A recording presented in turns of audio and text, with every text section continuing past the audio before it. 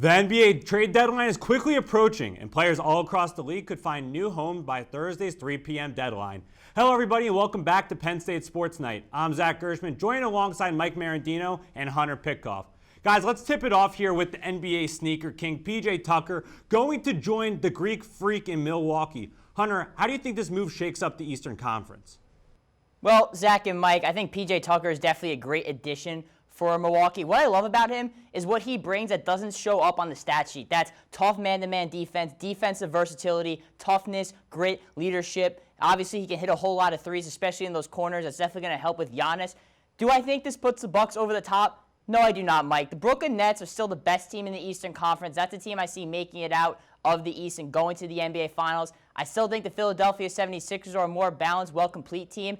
And I even think the Miami Heat are really good, too. Let's not forget, they went to the NBA Finals last year and gave the Lakers a tough 6-game series. So while the Bucks are a great team, don't get me wrong, they have the talent on paper, they got to show up in the playoffs. I'm challenging Giannis, I'm challenging Chris Middleton, Drew Holiday, Mike Budenholzer. You guys got to show up in the playoffs because they have always been great in the regular season, great for 82 games. Now you got to show it in the postseason. Oh, yeah, I definitely agree with you there. We saw last year in 2020, they went to the semifinals against the Miami Heat. They lost 4-1. And then we saw in the previous season before that, they actually went to the conference finals against the Raptors. They went up 2-0. They won their first 2 games. Then they went on a 4-game losing streak, and Giannis just completely fell under.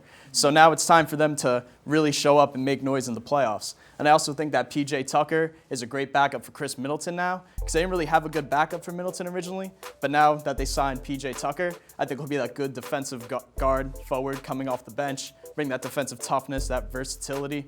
And I think the Sixers are the team to beat in the East specifically, just because they've held the number 1 spot all season. The Nets, the Sixers, and the Bucks, they've all been within about a game and a half of each other. And I think those top 3 teams are going to compete for the top 3 spots all season. But now we just got to see the Bucks really show that intensity and that grit come playoff time.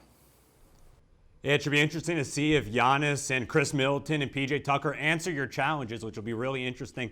I agree, though. I think that PJ Tucker's move will help them, but I don't think it'll push them over the top into the top 2 teams with Brooklyn and the Philadelphia 76ers. But, Mike, what is one team that you think is one player out and needs to be aggressive at the trade deadline?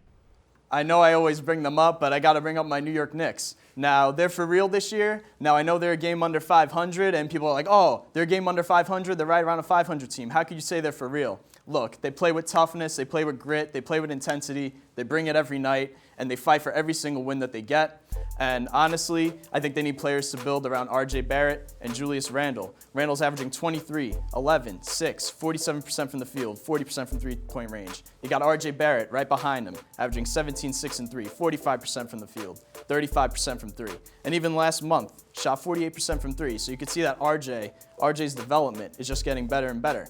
And someone who I think they should look for at the trade deadline, Lonzo Ball, averaging 14, 4, and 5 on the season, shooting about 39% from three-point range. They need that player who could really create on the offensive end and create their own shot, be a good passer, be a good floor general, because they have Elfrid Payton out with an injury, and I think Lonzo Ball would be a good fit for them as well.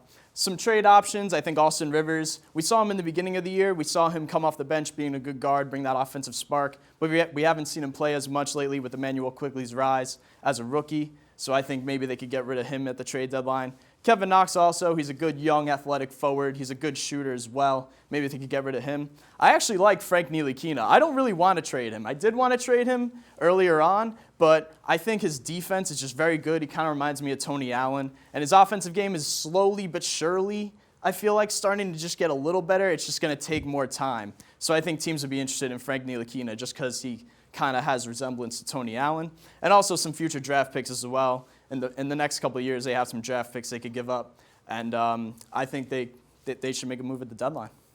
I'm going to cool a little bit with the grindfather comparisons. Tony Allen, even Kobe Bryant said himself that Tony Allen is the hardest player he's ever had to go up against. That's how much of a dog that dude was on the defense side of the ball. But I'm looking at the Denver Nuggets here. Not a lot of people are talking about him, but this is a team that were basically the 3-1 kids in the postseason, in the bubble last season. They kept coming back down from 3-1, and they really made noise in the Western Conference. Now they sit at 6th place, though, in the West, and I think they could add some more bench depth, if you will. They lost Jeremy Grant, Mason Plumlee. These are not star players, but these are really good complementary players, and Mike Malone there loves to play a lot of guys. And I think getting another player at the deadline who can really dribble, pass, and shoot, help create for others, but also get his own shot, and then finding a really quality big man to fit behind Nikola Jokic, if they're able to do that, I think Denver could once again cause some noise in the playoffs. Without a doubt. Hunter, I remember in the beginning of the year you were talking a little bit about how you don't think Lonzo Ball might stay with the Pelicans. Maybe he becomes a Knickerbocker after this.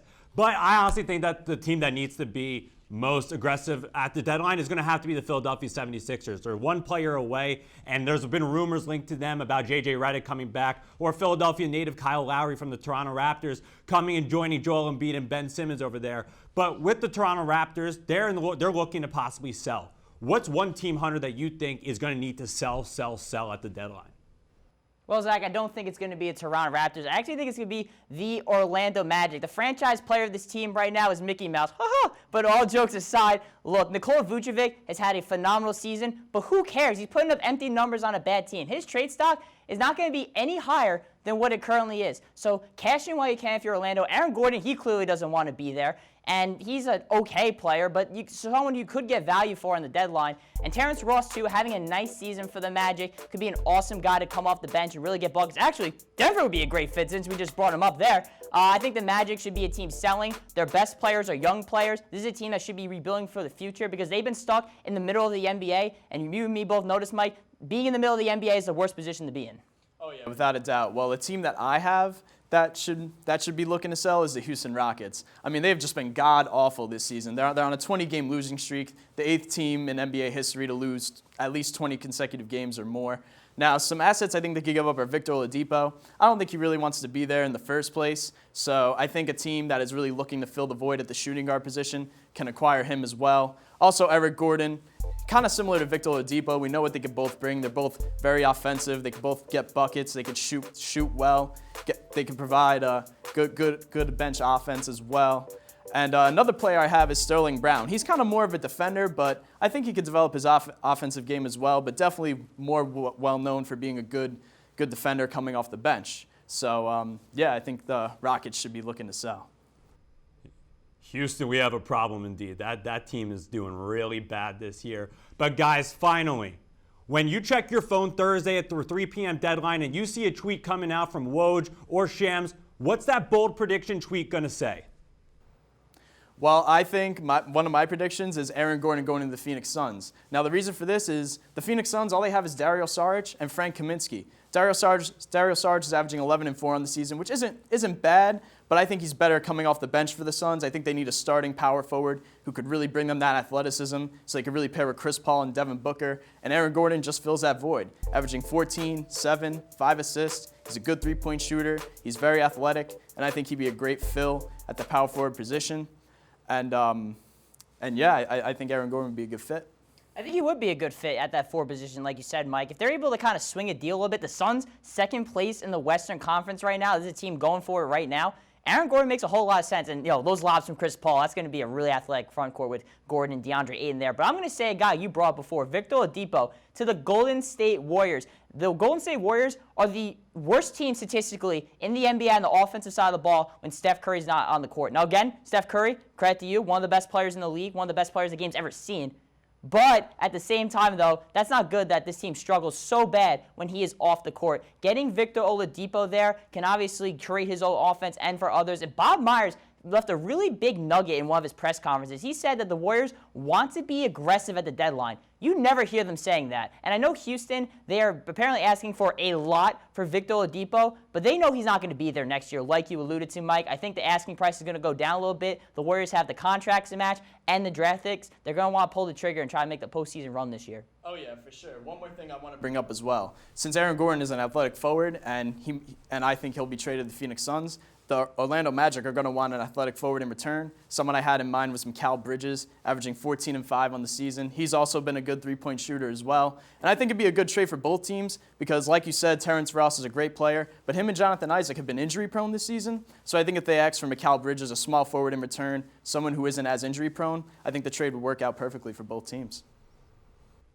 Yeah, some really bold predictions there from the guys. The countdown to 3 p.m. on Thursday has officially begun. For Hunter Pitcoff and Mike Merendino, I'm Zach Gershman. unless we somehow get traded. We'll see you next week on Penn State Sports Night.